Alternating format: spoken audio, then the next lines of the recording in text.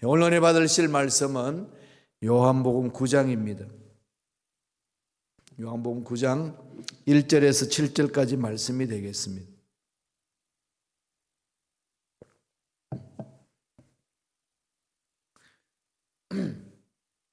다 같이 요한복음 9장 1절에서 7절까지 말씀을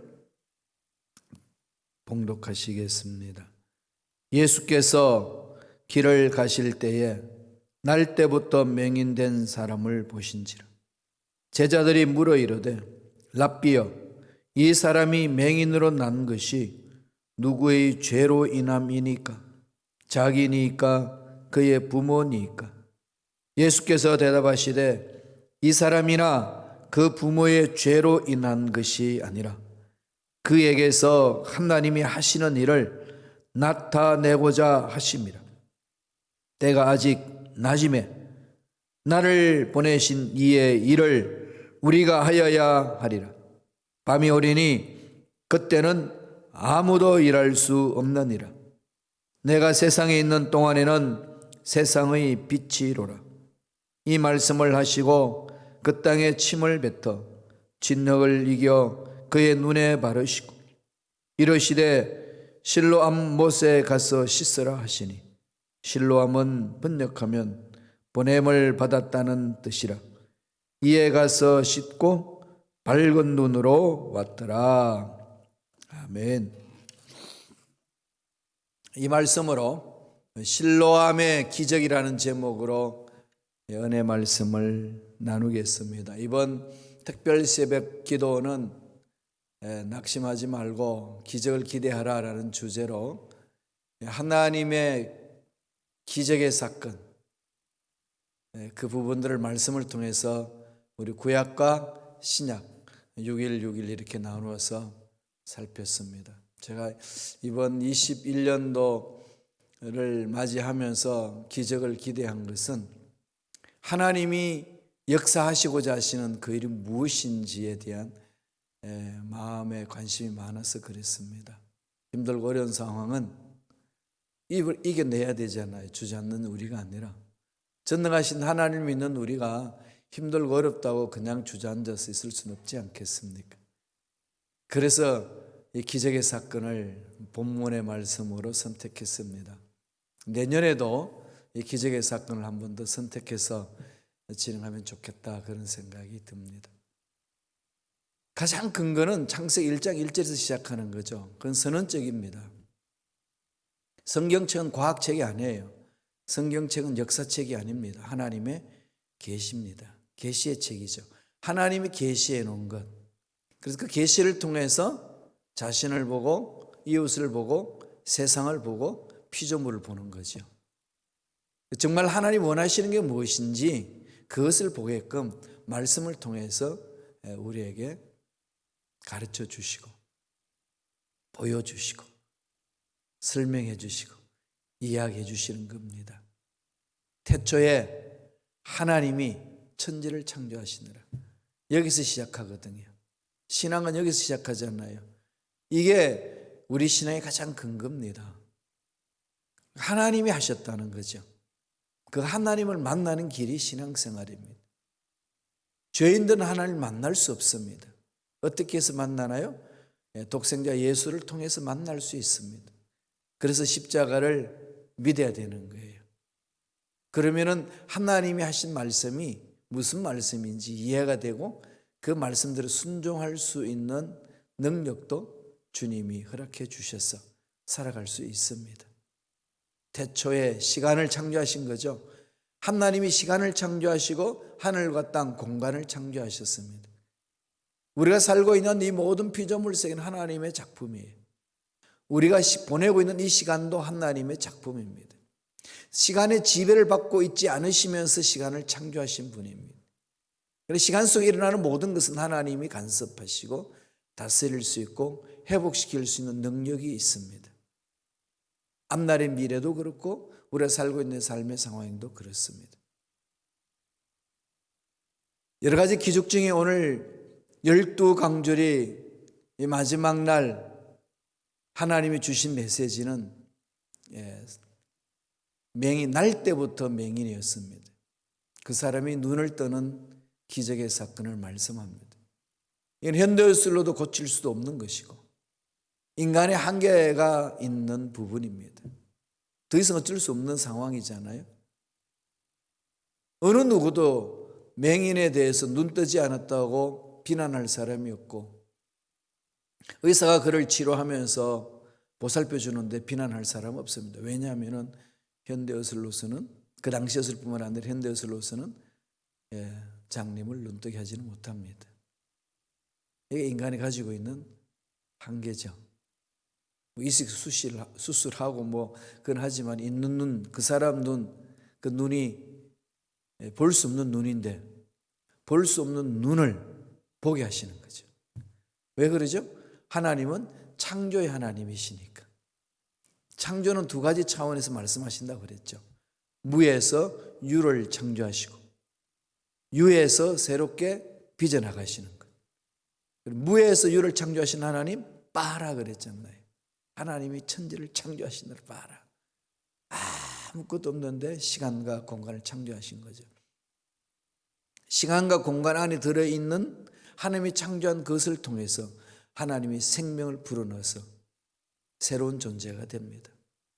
그게 인간이고 죄로 인해서 죽었던 우리들이 예수님을 만남으로써 하나님과 단절되어서 영적으로 교제할 수 없는데 예수로 인하여서 생명이 잉태되었습니다. 새로운 생명을 부여받은 거죠. 관계가 회복됐습니다. 하나님의 생명이 우리에게 온 거죠. 하나님의 생명은 영원한 겁니다. 그래서 우리는 영생을 선물로 받습니다. 하나님이 주셔서 그런 거죠.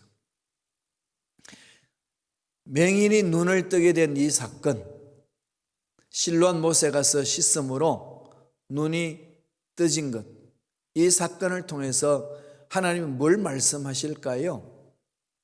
하나님이 창조주시라는 거죠. 우리 인생의 모든 문제 하나님 손 안에 있다는 겁니다. 하나님 만지시면 된다는 거죠. 하나님께 집중하라 그 말씀입니다. 그래서 고쳐주시면서 단계별로 우리에게 계시해 주시는 말씀이 있습니다. 이 사건을 통해서 어떤 교훈을 주시나요? 어떤 메시지가 있나요? 첫째로 관점을 바꾸라 이겁니다. 바라보는 관점을 바꾸라는 거죠. 이 제자들은 두 눈을 뜨고 있지만은 자기 생각에 갇혀 있어요. 눈을 뜨고 있는데도 보지 못하는 거죠. 왜? 영적으로 깜깜하니까. 저와 여러분 어떠신가요? 눈이 잘 안 보이면 안경을 끼고 그리고 백내장, 녹내장 있으면 수술해서 보는 눈을 이렇게 잘 볼 수 있도록 만듭니다. 그렇지만은 여러분 다 보시나요? 하나님의 세계의 일들을 다 보고 계시나요?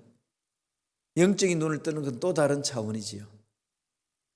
이 관점을 바꾸지 않으면 안 됩니다. 신앙생활은 관점을 바꾸고 가는 거예요. 제자들에게 주님이 그 말씀을 합니다. 제자들이 묻는 질문에서부터 출발하는 거예요. 어떻게 질문합니까? 2장 2절입니다. 요한복음 2장 2절이 아니라 우리 장을 잘못했네요. 9장 2절이죠. 다 같이 읽어볼까요? 제자들이 물어 이르되 랍비여 이 사람이 맹인으로 난 것이 누구의 죄로 인함이니까 자기니까 그의 부모니까 묻습니다. 제자들이 맹인을 보고 이 사람 맹인 날 때부터 맹인인데 왜 맹인이 됐습니까? 누구 죄죠? 본인이 잘못했나요? 부모의 잘못했나요? 이 좀 신학적으로 던지면 존재론적인 문제잖아요. 이게 누구 죄죠? 이거잖아요. 여기에 대해서 주님이 답을 하시지 아니하시고 그에게 생각을 바꿀 수 있도록 분명하게 지적을 해줍니다. 그게 답이지요. 볼까요? 9장 3절입니다. 다 같이 우리 한 목소리 읽겠습니다. 예수께서 대답하시되 이 사람이나 그 부모의 죄로 인한 것이 아니라 그에게서 하나님이 하실 일을 나타내고자 하십니다. 너희들 말을 잘못하고 있다. 질문을 잘못하고 있다는 거죠. 질문을 고쳐주는 거 아니겠어요? 왜 그렇게 질문하냐? 너희들이 눈을 뜨고 있지만 보지 못하는 게 있다. 아주 대비시키는 거죠. 하나님이 하실 일이 있다. 하나님이 하실 일을 나타내고자 하십니다. 하나님이 하실 일은 우리 작은 머리로 우리 다 알 수 없습니다. 그죠? 알 수 없어요. 생명이 잉태되는 건 알아요. 남자와 여자의 결합해서 여인의 자궁 속에서 성장합니다. 요새는 또 시험관에서 하지만은 그것은 과정이지. 생산은 정자는 생산 못하고 난자도 생산 못 시키잖아요. 인간이. 그 생명력은 인간이 못 만듭니다. 그렇죠? 그런데 지금 기고만장하잖아요. 세상 다 아는 것처럼. 연약하죠, 인간이. 그죠? 뭐 지금 코로나19 상태만 봐도 그렇잖아요. 달나라가 우주를 향해 가는 최첨단의 과학 문명을 발전하는 미국이 코로나19에 허우적거리고 있습니다. 세상에 인간이 가지고 있는 기술로 어떻게 일어나는 세상의 문제를 다 해결할 수 있겠습니까? 안 되는 거죠. 하나님 하실 일. 저와 여러분 인생에 하나님 하실 일이 있습니다. 인생을 바라보는 기준, 삶을 살아나가는 기준, 가치관 바꾸라는 거지요. 왜 그렇게 보냐? 누구 죄냐? 이걸 왜 따지냐? 하나님 하실 일이 있다는 걸 바라보지 못하는요. 이겁니다. 여러분 교회 공동체 신앙생활 할 때도 마찬가지예요. 왜 저 사람을 나에게 붙여줘서 이렇게 힘듭니까? 왜 저런 사람을 만나게 합니까? 이런 생각들 가지고 신앙생활하면은 그 있는 자리가 지옥이에요. 하나님 만나는데도. 그래서 힘들잖아요. 그죠? 여기서 뭘 봐죠? 봐야 되죠? 하나님이 하실 일이 있습니다. 관점을 바꾸잖아요. 신앙생활은 그 훈련이에요. 그게 돼야 됩니다. 골로새서 3장 10절 이건 꼭 외워놓으셔야 돼요. 다 읽어볼까요? 새 사람을 입었으니 이는 자기를 창조하신 이의 형상을 따라 지식에까지 새롭게 하심을 입은 자니라. 새롭다. 이 헬라어로 참 이 헬라어는 과학적인 언어잖아요. 분석적이고 논리적입니다. 그래서 철학이 이 고대 그리스 철학, 그 고대 그리스에서 나왔잖아요. 그리스 철학, 그리스어는 헬라어는요, 참 철학하기 좋은 언어예요. 현대 언어는 독일이 그렇죠. 독일은 논리적으로 딱딱 떨어져요. 신학하기도 좋고 언어 자체가 그런 법학하기도 좋고 언어의 지배를 받잖아요. 우리 한국어는 어떨까요? 우리 한국어는 감정 표현하기가 너무 좋습니다. 그래서 그냥 아주 그냥 이 여러 가지로 표현하잖아요. 빨갛다, 새빨갛다, 불구스름하다, 부르트릉하다, 뭐 별소리를 다 하면서 그 묘사하는 게 다양하지요. 그래서 이 드라마로 이렇게 표현하면은요, 너무 이렇게 심성들을 확 휘어잡잖아요. 한류풍이 그래서 일어나고 있습니다. 이 그리스는 논리적으로 잘했어요. 새롭다는 단어를 두 단어로 씁니다. 옛날에 제가 설교할 때마다 종종 말씀을 드렸습니다. 이 카이노스와 네오스를 써요. 카이노스와 네오스. 카이노스라는 말은 순간적으로 새로워지는 거예요.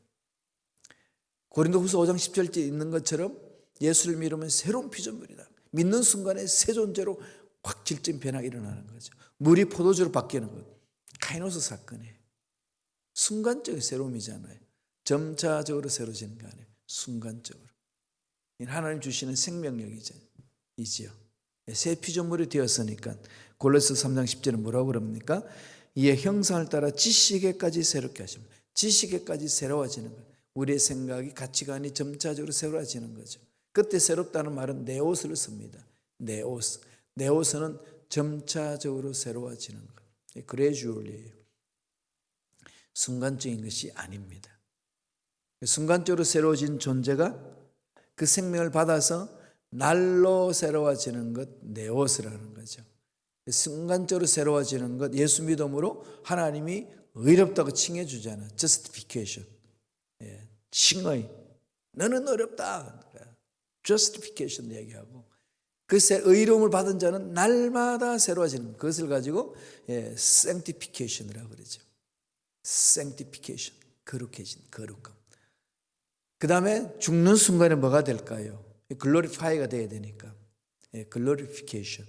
영화가 되는 거죠. 칭의, 성화, 영화. 이 3단계로 구원이 펼쳐지는 겁니다. 그렇게 나아가는 거지요. 그러나 날마다 그렇게 우리는 바뀌어야 돼요. 날마다 예수를 바라보고 바뀌는 거죠. 하나님이 일을 했는데 그만큼 예수를 닮아갔다가 나와야 되지. 내가 열심히 헌신했는데 예수 닮은 모습은 하나도 없다. 허송세월한 거예요. 죄송하지만 우리 신앙생활 하면 할수록 예수를 닮아야 합니다. 그러면 과거에는 내가 예수를 많이 닮았는데 지금은 안 닮았다. 신앙생활을 잘못하는 거예요. 왜 그럴까요? 하나님이 생명이 있는데 과거는 막 풍성했는데 지금은 없다. 있을 수 없잖아, 논리적으로. 그죠? 날로 새로워지는 겁니다. 다만 자기가 인식하지 못할 뿐이에요. 변화되는 하나님이 하실 일이 있다는 것. 관점 바꿉시다. 두 번째, 뭘 말씀하시죠? 궁극적인 목적을 갖게 합니다. 궁극적인 목적을 향해 가라. 궁극적인 관심, 궁극적인 목적. 여러분 삶의 궁극적인 목적이 어디에 있나요? 돈 버는 궁극적인 목적이 무엇인가요? 운동하는 궁극적인 목적이 무엇인가요? 예수 믿는 궁극적인 무엇인가요? 좀 철학적인 질문입니다만 이건 늘 우리가 던져야 되는 거죠. 나는 어떤 사람이 되기를 원하는가? 이게 중요하죠. 나는 어떤 사람이 되기를 원하는가?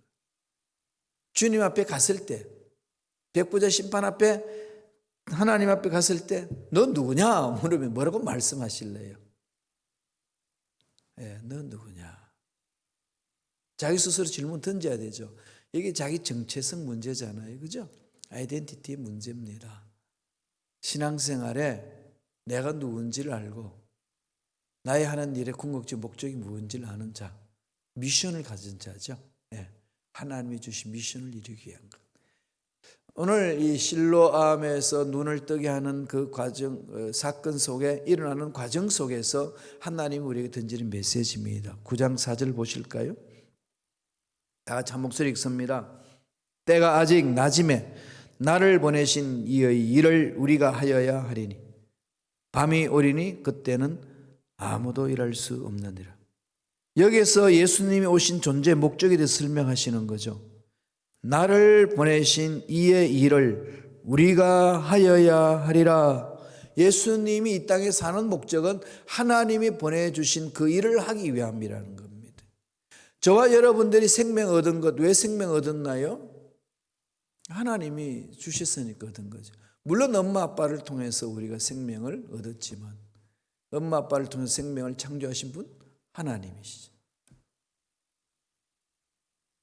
하나님이 하실 일이 있어서 보내준 거죠. 하나의 건물 짓는 것도 우리는 설계자가 있잖아요. 아무 설계도 없이 그냥 건물 짓는 그런 건물 없습니다.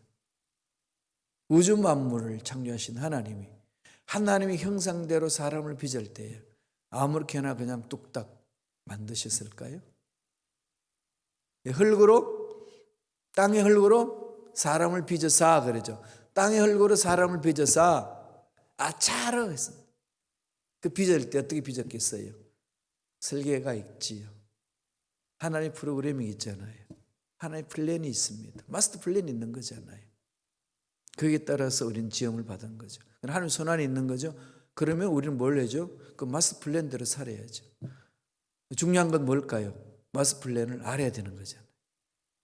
알아야 살 수 있죠. 모르면은 이것 해봤다가 저것 해봤다, 이랬다 살아봤다, 저래 살아봤다, 이리 뛰고 저리 뛰고 열심히 사는 것 같은데 뭐 했나?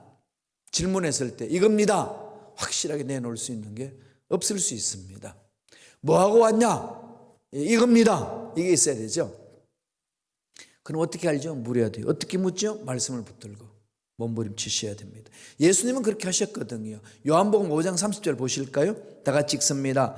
내가 아무것도 스스로 할 수 없노라. 듣는 대로 심판하노니 나는 나의 뜻대로 하려 하지 않고 나를 보내신 이의 뜻대로 하려 함으로 내 심판은 의로우니라. 나의 뜻대로 하는 게 아니라는 거죠. 나를 보내신 이의 뜻대로. 하나님 뜻대로 사는 것이 우리의 삶의 목적이잖아요. 그 목적대로 살아야만이 삶의 행복이 있습니다. 그러니까 나의 독특성은 하나님이 나를 창조하신 목적대로 사는 거잖아요. 그게 가장 독특한 존재잖아요. 그죠? 내가 나됨, 나의 나됨이 가장 독특한 거죠. 똑같은 사람 만들지 않았으니까 다 달라요. 하나님이 역사하시잖아요. 지문은 다 다르잖아요. 그래서 지문을 통해서 그 사람을 인식하죠. 내가 나됨을 만드는 게 가장 독특한 거예요. 그 내가 나를 사랑하는 거죠. 그게 나를 존귀하게 여기는 겁니다.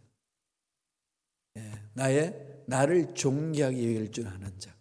하나님의 창조를 믿고 따라가는 자죠. 에베소서 5장 16절 17절 사도 바울이 이렇게 권면합니다. 다 같이 읽겠습니다. 세월을 아끼라 때가 악하니라. 그러므로 어리석은 자가 되지 말고 오직 주의 뜻이 무엇인가 이해하라.